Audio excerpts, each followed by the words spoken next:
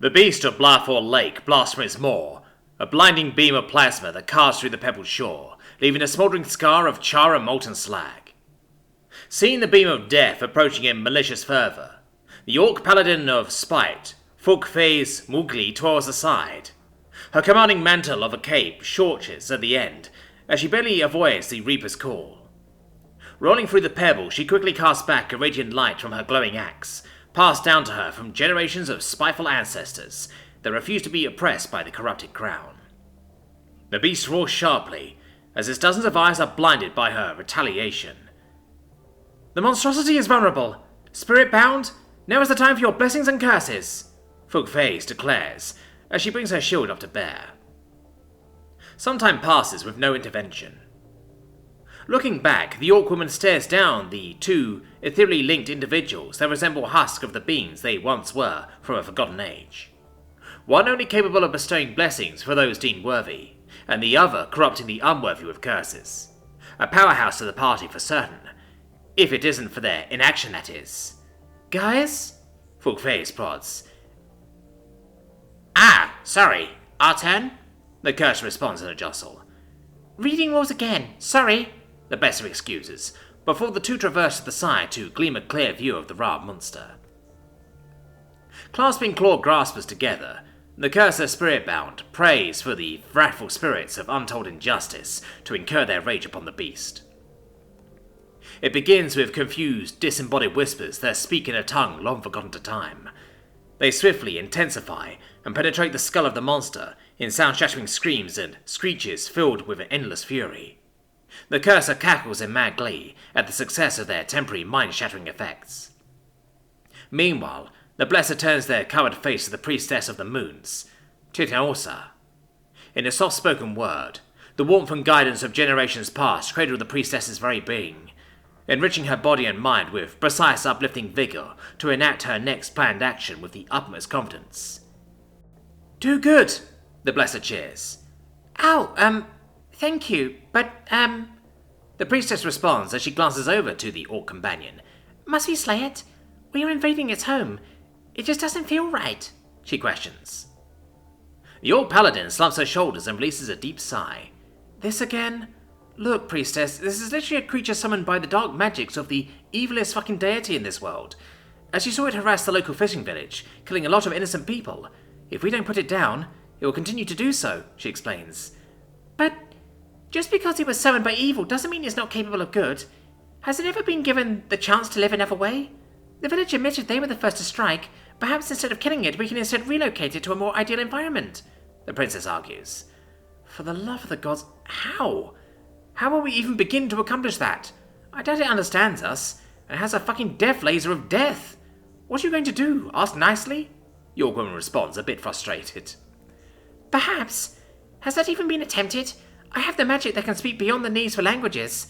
We should at least try to settle this where both parties are unharmed," the priestess counters, as she strides up within her ability's range. Fugface plants her forehead into the rim of her shield, knowing just how this will end. The screeching beast shakes its massive head as the damaging voices cease, and although blinded, can clearly smell the scent of the approaching opponent. Raising her staff, Tshirt calls forth the moon's benevolent, gentle embrace, drawing a link to her mind and the creatures to open a clear dialogue. "Beast of the lake, let us not continue into further conflict. There is still an opportunity to live in peace. Please, we do not wish to smother your inner light and leave it out in the eternal night. Allow us to guide you to somewhere you can truly roam free and choose your own path," the priestess beseeches. The air grows silent for a moment, other than the gentle lapping of water against the tremendous monstrosity. It vacantly stares down at the priestess in place. "See, it can understand me. We can come to a mutual understanding," Tshirt declares in a victorious chirp back to the rest of the party. "Huh, I guess you're onto something here," your paladin mumbles, genuinely impressed. "Actually, not mean to mood break," the cursed spirit-bound interjects. "But my curse done it too. Not long," she states hesitantly. "It's still much mad, much hostile." The beast starts to shake its head as it emanates a malicious utterance. Boiling from its maw is a glowing shimmer of heat and light. "Oh shit!" Fugface shouts as she bolts at full speed. She raises her shield, maneuvering between the awakening beast and priestess. It's then the two are engulfed in an incinerating blast. Their silhouettes stand out against the mighty power bathing the area, the larger still firm in place. When the beast's wrath is completely spent, the beam flickers out soon, followed by amused gargling. The orc's shield is half melted, and her armor is warped in blackened scorches. But to everyone's surprise, she's still standing. Not only that, but the priestess behind her shows not even an out-of-place marking. Fook? The smaller woman asks in awe. The orc drops her useless shield aside, and unhooks the tattered remains of her heroic cape. Turning back, the heavily burned woman gives the priestess a final glance, while holding her hand out. "The staff, priestess," she utters in a painful rasp. Hesitating, the smaller woman complies. "But you can't use it, can you? Allow me to heal you," she asks. "No point. It's been a short but wild ride travelling with you. I wish you the best, and I hope you eventually save that merchant's daughter," the paladin replies, before nodding to the spirit bound. "Get me there," she orders. Both Blesser and Cursor look at each other before nodding, then simultaneously cast their abilities upon their green comrade. The blessing of nimbleness and the curse of unlife are bestowed within the orc's very soul. When her time comes up, she rests a crisp hand on the priestess's head assuredly. "Tell me story," she whispers before bolting straight at the surprised beast. She leaps up, catching a crevice in the monster's neck with her foot. Then with a final effort, she launches herself even higher, meeting the eyes of the monstrosity, face to face. Instead of attacking, she allows herself to start to drop back down, encoding the beast's attack response with its massive moral demise. Biting down in a snapping action, the figure of the orc paladin is completely consumed. The priestess stares up in abject confusion and terror as her party member senselessly perished for no discernible reason. But there is a reason. In a final act true to her oath, the paladin grabs the staff in both hands as she slithers down the beast's gullet. "Someone order extra spicy?" she grunts in a tusk grin, before snapping the object containing great magical power. The remaining three watch on as the monster's neck explodes from within via a blinding light of glorious raw magical energy, severing its head from the rest of its body. In a thunderous plop, the huge cranium crashes into the pebbled beach, while the rest of its form thrashed around as the nerves have yet to catch up to the fate that has befallen it. When it finally does, a massive splash and wave erupt as the defeated foe falls back into the dark depths.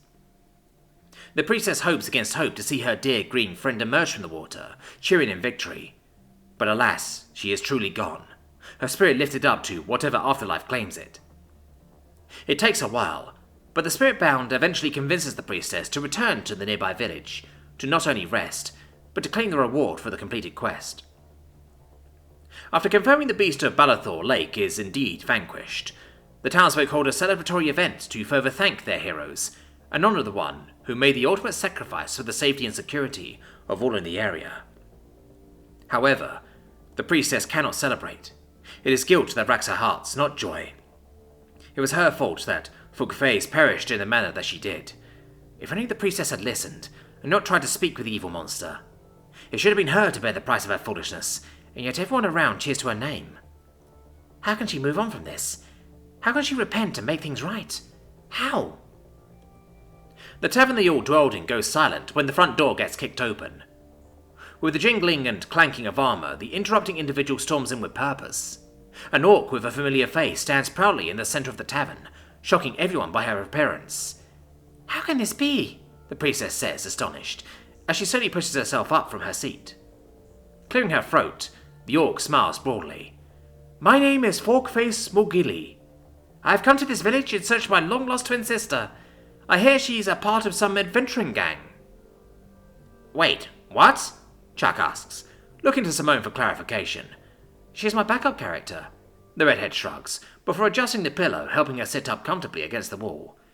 "Oh, how does she know to arrive here right after her sister's demise?" Chuck inquires curiously. "Just bad luck. She was tracking the party all the way to this point," Simone explains. Meek stretches over Nordrim while they lay together at the foot of the bed. "Smart. It's exactly like folk. Save time. Less math," she says, before looking at the game master who hovers by the bedside. "Is okay with rules?" "Yes. However, Simone asked for my help to make sure Fork is distinct from Fook. She is a different end class and has a..." Seven begins to say, before Simone lifted a heavy hand. "Hold up. No spoiling," the Terran cuts in. "Apologies. You are right. That'll be a perfect end to this first session. I hope I managed, Ed, to make it a worthwhile experience, the bot notifies, as they deactivate the overhead hologram depicting the world they created for this game. Much fun! Playing mythology and folklore is interesting. Nordrin speaks up first, clearly having enjoyed reading through the extensive rules. Oh, yes! This Terran storytelling game is excellent, Seven. Thank you for setting this up for us. I must admit, when you first asked if I would like to pretend to be someone else for entertainment, I was thoroughly unsure of what you meant, but I like it. It's like a private show to watch and participate in, Chuck chirps, as she rests against the redhead. Simone leans back with a smirk. Yeah, reminds me of being a kid again.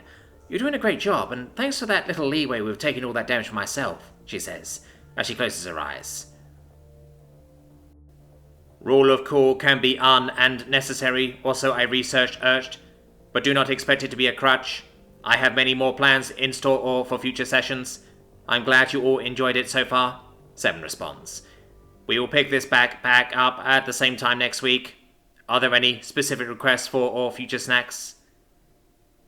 Thorno sounds pretty damn good, Simone answers softly as she relaxes. Seven's 3 orange lights flicker in a circular pattern. I'm afraid I'm unaware and can't find recipes for that, the bot notifies. Simone's eyetaps press closer together as she opens her eyes again. Really? You know, like a scrambled egg pie? She replies, surprised that no recipes for something so simple wasn't immediately found. Seven's lights blink again. Did you mean to say Terran quiche? The bot asks. Yeah. What did I say? Simone says. Thaldnal, Seven replies. The room goes a bit quiet, as the expression of confusion intensifies on the Terran's face. Weird. Guess my head needs a bit of a rest. She shrugs off. Indeed. Are you feeling alright? Seven says. For sure. Just tired. Simone waves away. This was fun, guys, but I should probably turn in now. The Grats roll off the bed and scamper over each other towards the door. Sleep good, Mickey calls back. Play again soon. Feel well, Nodrin adds, before the two are out of sight, heading to the cargo bay to burn off energy. Seven hovers to the door, but stops for a moment. Is there anything you wish me to bring in you? Water, perhaps? They offer. Nah, I'm good. Thanks, bud, Simone assures, as Chuck helps her slowly scoot forward to fully lay back down. Of course, I'm a call away, Seven says, before leaving the two alone. Once the door fully seals, Chuck nestles in, holding her Terran with all of her limbs. You're putting on your brave face, she comments in a whisper. Are you really alright? Simone sighs as she recloses her eyes, finding herself honestly very tired. Though since working on getting herself back into shape, it's been her usual state. I'm a little freaked out. Dreams are getting weird again, but I don't know. There might be some lasting effects from my brain being scrambled in all sorts of ways. Just hope it balances out soon, Simone answers. She feels the Callie's grip on her tighten a bit. I'll be right here for you, regardless of what happens, Chuck claims. I know. Simone? Yeah? You won't do what your game character did, right? I don't want to lose you, even if your twin suddenly showed up right after, the princess asks. What if she's hotter than me, though? Simone teases. Simone! Chuck giggles softly. Like, she looks like me, but with huge bazunga melons, like the kind that can snap someone's neck if she turned in place too fast. You mean breasts? Why would a Terran need so much chest fat, especially if it was a hazard? Right, you guys don't have them.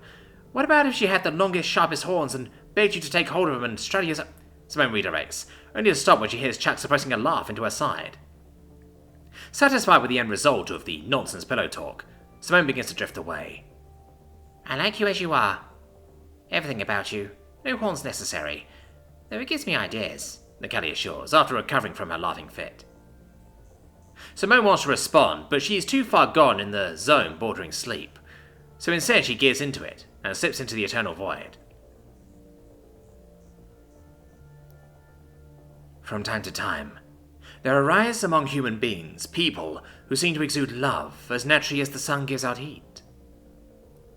The disembodied voice wakes Simone, who is immediately greeted by the backs of two Terrans sitting at the end of her bed. One is a child girl with wild red fur, and the other is an all-too-familiar large man. He is leaning over slightly, watching something that the girl is showing him. Well, that was an interesting song, the man says. His voice as clear as any reality could represent it. It's so real. Simone can feel tears immediately spill from her eyes. The girl shrugs. I liked it. I thought you would too, she replies, trying to obviously be overly nonchalant about sharing something she has interest in. I do, it's just definitely not really made for me. But I like the message, especially that sample at the end there. What do you like about it? He bounces back to her with his warm tone of voice. I don't know. I like how it sounds, the girl answers, completely embarrassed as she doesn't know how to exactly articulate the specific reasons. I kinda want to sing like that too. The man chuckles and pats his massive paw heavily on the girl's back. Right on. Why don't we start going to karaoke nights? Maybe see if anyone there can give you pointers. Stars know I can't sing worth a lick of anything, he offers. His daughter shrugs again. I don't have to sing there, do I? She asks. If you don't want to. She shakes her head, singing her wild red fur in a whipping spree. Alright then. How about we just watch and I get us some floats? Yeah! You bet. We'll go tonight. The girl pushes herself off the bed and excitedly runs out of the room to get ready, despite it being way too early to do so. Robert shakes his head softly along with a soft chuckle. You are the light of my life, he comments, even though the girl was out of earshot. But then he turns to look at Simone directly. It feels as though someone punched her in the chest. He sees her. Dad, Simone replies in a cry. Robert then looks away and stands up to walk out. Throwing the blankets off of her, Simone struggles up to follow him out. Dad? She calls to him, as he leaves her line of sight. But when she steps out, she's somewhere completely different. In fact, she's not even standing anymore. She's sitting at a golden decorative table, with a figure sitting across from her that makes her blood freeze. A Manarian. A very familiar one. She sits quietly, revealing a heart-like panel emanating from her hand. With the other, she mindlessly pierces a two-pronged fork into a meal before her. Simone normally wouldn't care, but the small egg-like pie thing the Manarian was eating caught to her attention. If the Terran didn't know any better, she would immediately call it a straight-up quiche. After some time passes of this odd scene playing out, the Manarian's ear plume twitches and she changes the info on her screen. Yes, Shara? A voice comes in. This sourdough is the best I've had in cycles. Whichever servant prepared it, have them relocated in my personal kitchens immediately, Shara commands. It is a male, ma'am. I will need to get permission from his... Then get it, Shara cuts off sternly. If I have to pay his patriarch for the usual cost of a breedable male, then so be it. I'm not going back to the usual gruel after eating this. Of course, ma'am. It will be done. Shara then closes out the panel completely to take a few moments to enjoy the rest of her meal, clearly oblivious to the Terran future ghost sitting just across from her. Like some sort of pretentious art indie film, the lights blink off and back on to a different scene. Though Shara still sat across from her, another Manarian stood at the side of the table with a platter in his hands. Hopefully you prove worth your cost. Your patriarch practically robbed me for someone from your lowly station.